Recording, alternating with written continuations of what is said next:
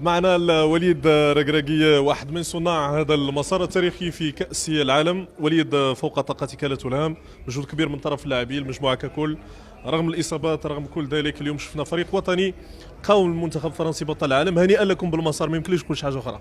لا لا، اللي مهم هي حطينا الماكسيموم. شوف الدراري تقاتلوا حتى الدقيقه الاخيره، كنا باغيين نديوها. حنا فرقه اللي قويه، اللي كتعرفش كدير، كتسنى غدير اون ايغور. هادشي اللي درنا في الاول الماتش.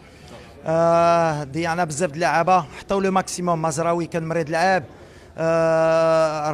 غنم سايس تا هو شفتي خرج دغيا. بحال اللي دخلوا حطوا لو ماكسيموم. ما عندي ما نقول، ملي كيحطوا الماكسيموم كنا نقدروا نسجلوا. دوماج ما جاش هذا البوت باش يعاوننا، بحال ما كتبش. اللي مهم هي حطينا الماكسيموم. يسمحوا لنا المغاربه، كنا باغيين نجيبوهم في الفينال، بحال مره اخرى ان شاء الله. أكيد وليد، رحلة متواصلة.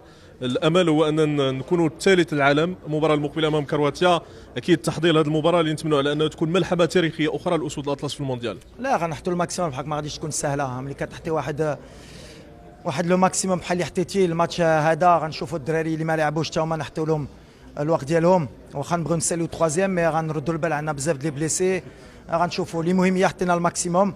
دابا ما غاديش نفكروا في هذا الماتش، دابا غنرتاحوا، غنشوفوا، غنجمعوا، غنقول لهم برافو للدراري باسكو تقاتلوا. هادشي اللي كيامني. شابوبا، تبارك الله عليك خويا. كان معنا الناخب الوطني وليد ركراكي.